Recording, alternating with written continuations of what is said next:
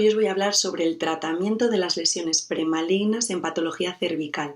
Lo que se pretende es eliminar la lesión premaligna cervical que ha sido causada por el virus del papiloma humano, previniendo el desarrollo de carcinoma invasor, minimizando los efectos adversos y evitando el sobretratamiento en estas mujeres.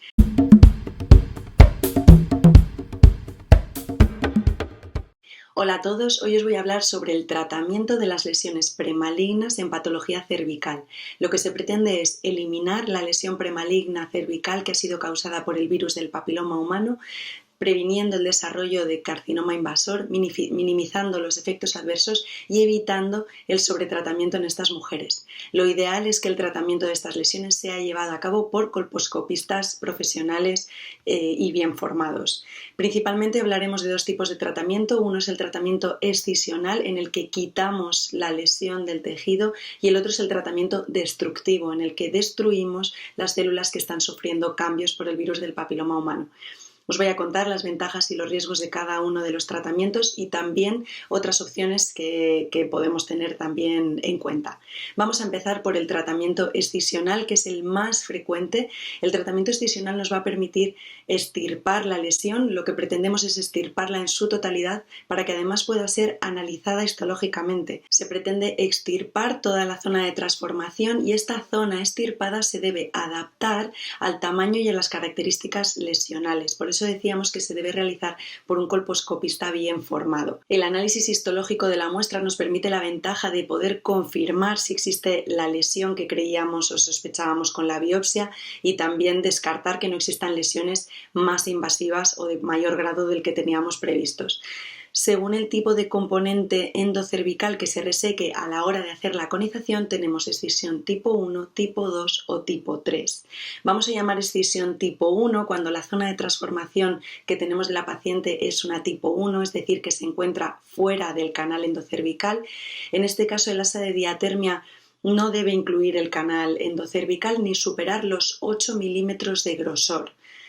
La excisión tipo 2 la vamos a hacer en aquellas pacientes cuya zona de transformación es tipo 2, es decir, que se mete dentro de un poquito del canal endocervical, y en esta excisión vamos a resecar una pequeña parte del canal endocervical visible mediante colposcopia. Y la excisión tipo 3 la vamos a realizar en las pacientes que tienen zona de transformación tipo 3, que es cuando se encuentra dentro del canal endocervical. En estos casos, la excisión va a incluir parte del epitelio endocervical para poder asegurar que estamos llevándonos la lesión. El tratamiento excisional con respecto al tratamiento destructivo se va a poder hacer siempre que la paciente necesite un tratamiento, pero va a ser obligatorio en los siguientes casos, que son los casos en los que no podemos garantizar que la patología esté cerca a simple vista y que se pueda eliminar con el tratamiento destructivo. Y estos casos son cuando hay una colposcopia no satisfactoria, cuando existe una lesión endocervical o una lesión con afectación glandular, cuando existe un antecedente de tratamiento por lesiones cervicales previas y cuando hay imposibilidad de seguimiento. En estas pacientes se recomienda más quitar la lesión en vez de destruirla, porque vamos a poder hacer un estudio profundo de qué tipo de lesión tenemos, y además podemos quitar zonas que no estamos viendo con la colposcopia directa. Las ventajas de esta técnica son sobre todo que nos permite estudiar la histología exacta y además valorar los márgenes quirúrgicos para poder descartar la invasión del estroma. Podemos saber si existe sospecha de que quede lesión o, por el contrario, hemos quitado la lesión entera. Esto es importante porque las lesiones microinvasivas con frecuencia están infradiagnosticadas en la biopsia dirigida de la colposcopia y se pueden confirmar en esta pieza de excisión. El principal inconveniente es la dificultad en la valoración de los márgenes quirúrgicos, porque hay veces que la asa de diatermia puede dañar el tejido circundante y eso impide que el patólogo pueda decirnos si la lesión está incluida en la pieza que hemos quitado, o tal vez existe duda de si existe algo de lesión con la paciente. Existen distintos métodos con los que podemos hacer este tratamiento excisional, y además en algunos centros se puede hacer con anestesia local, regional o general, dependiendo del lugar en el que se hace y de la experiencia que tenga el centro, y idealmente se debería hacer bajo visión colposcópica, porque así podemos quitar directamente el lugar que sabemos que tiene la lesión. Las tasas de curación son muy similares con los distintos procedimientos, están entre un 90-97%, y también es muy similar en cuanto a las tasas de zinc residual post-tratamiento. La más frecuente va a ser el asa de diatermia, es la más utilizada y es la que conocemos como LETZ, Large Loop Excision of Transformation Zone. Es sencilla, es rápida, es de bajo coste y además existen asas de distinto tamaño y de distinta manera. Como estáis viendo en el vídeo, el asa de diatermia nos permite cortar y coagular. Eso tiene la ventaja de que podemos hacer el procedimiento con mínimo sangrado de la paciente y tiene el inconveniente de que a veces este artefacto de la resección, esta coagulación, quema el tejido y dificulta la interpretación de los márgenes por parte del patólogo. Se recomienda hacer la excisión en una sola pieza no fragmentada y orientada para que el patólogo pueda localizar dónde se encuentra la lesión, y cuando sabemos que hay afectación endocervical se recomienda hacer una excisión en sombrero de copa, primero quitando la lesión del exocervix y después la del endocervix. El siguiente método que tenemos es la conización con láser. Esto requiere un equipo más caro y más complejo, así que se va a utilizar de manera excepcional y suele provocar más artefacto térmico que el uso del asa, con lo que nos va a dificultar la interpretación de los márgenes posterior. Y la conización con bisturí apenas se utiliza hoy en día porque ha sido prácticamente desplazada por la utilización del asa de diatermia.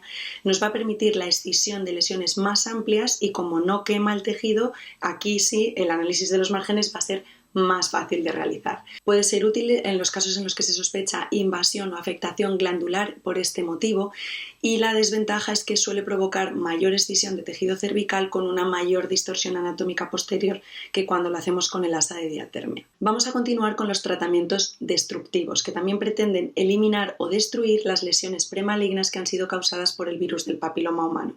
Tenemos la crioterapia o la vaporización con láser CO2, es muy poco invasiva e incluso se puede utilizar sin anestesia local.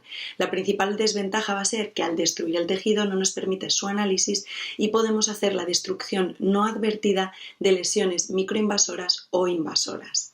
Para poderla realizar necesitamos que se cumplan los siguientes requisitos. Necesitamos que la colposcopia sea satisfactoria, con la zona de transformación visible en su totalidad y que no haya una afectación endocervical confirmada mediante un CytoBRAS o mediante un legrado endocervical. Necesitamos que exista una ausencia de sospecha de microinvasión o invasión y también que no haya sospecha de neoplasia glandular, porque no nos va a permitir el análisis del tejido. También tenemos que estar seguros de que existe una concordancia entre la citología y el análisis histológico que hemos tenido de la biopsia, y también encontramos una especial indicación de estos tratamientos destructivos en las pacientes que tienen una afectación vaginal del ZIN, puesto que además nos va a permitir combinarlo con el tratamiento excisional de la lesión del ZIN. Dentro de las técnicas empezamos con la crioterapia, que es una técnica simple, económica y accesible en entornos de bajos recursos, que además nos va a permitir hacer la técnica con muy escaso sangrado. Aunque hay sondas de tamaño y forma variable para poder adaptarnos a la lesión, sí que es verdad que es un tratamiento muy poco selectivo y no nos va a permitir controlar con exactitud la cantidad de tejido que hemos destruido.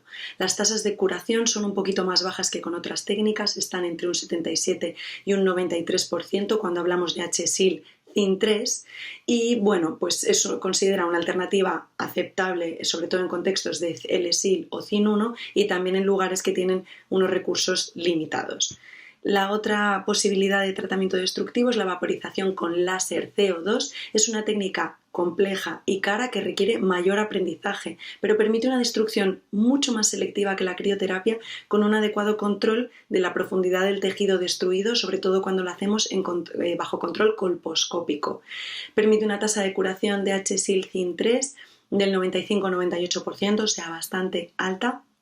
Y va a ser una técnica de elección en lesiones que son muy extensas, sobre todo con extensión a fondos vaginales, porque en estos casos nos va a permitir una buena curación con una excelente restitución anatómica de los tejidos posterior. Otra opción de tratamiento es lo que llamamos veritratar, que es hacer un tratamiento cuando tenemos una paciente con citología HSIL y colposcopia con cambios mayores, saltándonos el paso de la biopsia intermedia. Lo que estábamos recomendando hasta ahora es que en estos casos, con citología alterada de alto grado y cambios en la colposcopia, hacer una biopsia que nos confirme lesión, pero hay algunas ocasiones en las que se puede hacer una exéresis directa de esta lesión, sobre todo cuando tenemos la posibilidad de hacer la conización en la misma consulta. Las ventajas que nos reporta esto es que vamos a hacer un diagnóstico y un tratamiento definitivo en la misma consulta, por lo tanto lo vamos a hacer en pacientes que tienen muy pocas posibilidades de ofrecernos un correcto seguimiento posterior. Va a evitar el posible infradiagnóstico que nos dé la biopsia dirigida de la colposcopia, reduce el coste y además su inmediatez permite disminuir la ansiedad que supone la espera del tratamiento a la paciente. Sin embargo, el máximo inconveniente es que va a haber un elevado porcentaje de conizaciones que vamos a hacer en estas pacientes en la que la histología salga negativa. Incluso se ha reportado que esto sea en más de un 40% según algunas series, con lo que en estos casos estaremos haciendo un sobretratamiento que no está justificado. Por eso esto no es una práctica que se deba recomendar generalmente. Solo lo vamos a hacer en pacientes que tengan un alto riesgo de pérdida de seguimiento tras el diagnóstico de HSIL CIN2-3 y sobre todo cuando la conización la podemos hacer en la misma consulta con anestésico local. Y esto va a depender mucho de la infraestructura y de la experiencia del colposcopista. De hecho, se recomienda que sea una persona que hace colposcopia a nivel experto, cuyo equipo presente resultados que confirman la existencia de CIN en más del 90% de los casos con esta alteración citológica y estos hallazgos colposcópicos. El tratamiento mediante la histerectomía va a ser en casos súper seleccionados y solo lo vamos a hacer cuando pacientes con HSIL CIN2-3 no se pueden someter a un tratamiento más conservador. El riesgo es que al quitar el útero, además de someter a la paciente a mayores posibles complicaciones quirúrgicas, estemos haciendo un sobretratamiento en caso de lesiones premalignas de menor grado que se confirmen posteriormente y a su vez estamos haciendo un infratratamiento en caso de que al quitarlo exista un carcinoma oculto. En caso de que se vaya a realizar, vamos a intentar hacerla por vía vaginal cuando exista un prolapso y cuando las características de la paciente lo permitan, y vamos a considerar la vía laparotómica o laparoscópica cuando la vía vaginal no se puede realizar porque exista alteraciones de la anatomía o estenosis. Así que este tratamiento no se considera un tratamiento en absoluto primario para el HSIL CIN2-3, pero nos permite una opción terapéutica en pacientes en las que no se puede hacer una conización porque exista estenosis vaginal, porque exista una alteración anatómica importante o porque haya varias conizaciones previas que nos impidan poder realizar el tratamiento con conización de manera efectiva. Además, sí que estaría justificado si coexiste en estas pacientes una patología en la que sí esté indicado hacer una histerectomía. Podríamos tratar las dos patologías a la vez. Y además existe la última opción de tratamiento, que es observar sin tratar. Esto lo vamos a hacer en la mayoría de los casos de LSIL CIN1 y en algunos casos de HSIL CIN2-3 en los que creemos que puede haber una capacidad de regresión de la lesión espontánea. Para poder hacer la observación sin tratamiento necesitamos que se cumplan las siguientes condiciones, que excepto en las mujeres gestantes, en las mujeres que no son gestantes se deben de cumplir todas. La primera, la aceptación de la paciente, que sepa que tiene una lesión de alto grado y que vamos a hacer un seguimiento. La segunda, que exista una posibilidad de seguimiento de la paciente. Que la colposcopia sea valorable y que la zona de transformación sea visible para que podamos tener controladas las lesiones que estamos siguiendo. La lesión no ha de ser extensa, tiene que ocupar menos del 50% de la superficie cervical, no puede haber afectación endocervical y esto se ha de confirmar con el estudio endocervical previo, y además existen una serie de criterios no indispensables pero que nos van a orientar hacia que las posibilidades de que la paciente presente una regresión o una curación espontánea de la lesión, que son que aunque exista un virus de alto riesgo, que no sea el 16 o el 18 y que además de existir la infección, que haya baja carga viral. La observación sin tratamiento es especialmente importante en mujeres jóvenes en las que podemos evitar un tratamiento y en las que pensamos que puede existir gran posibilidad de curación o de regresión de la lesión. Y el principal riesgo es la posibilidad de pérdida de seguimiento de la paciente, que aunque tenía pocos factores de riesgo y muchas posibilidades de curar, no podemos garantizar que esa regresión vaya a ocurrir realmente. Entonces, podemos perder pacientes que van a desarrollar una lesión y podemos atrasar el tratamiento de estas pacientes. ¿Cómo vamos a hacer el seguimiento cuando decidimos que esta es la mejor opción? Pues bastante cuidadosamente. Ya tenemos a la paciente de nuestro lado, ya ha comprendido que hay que hacer un seguimiento estrecho y lo vamos a hacer mediante citología y colposcopia cada 6 meses durante 2 años. Vamos a repetir el virus del papiloma humano a los 12 meses y si la citología, la colposcopia y el virus del papiloma humano son negativos, vamos a repetir a los 3 años y si estas pruebas son negativos, ya mandaremos a la paciente para el cribado rutinario. Si en la citología o en los hallazgos colposcópicos permanecen estos hallazgos y persisten durante un año, hay que repetir la biopsia, y si en alguno de los casos aparece un H-Sil o un CIN2.3 persistente, que consideramos cuando ocurre durante más de 2 años, entonces sí está indicado hacer un tratamiento. La detección del virus del papiloma humano en estas pacientes es muy importante porque la persistencia de esta infección es la que se ha relacionado con el desarrollo y mantenimiento de la neoplasia intraepitelial. Dentro de los tipos de virus, el 16 y el 18 son los que presentan mayor tasa de persistencia y por tanto mayor posibilidad de producir lesión, pero en cambio si el virus del papiloma humano es negativo y la carga viral es baja, la posibilidad de CIN en la pieza de exéresis es muy baja y por eso en estas pacientes podría considerarse un tratamiento expectante.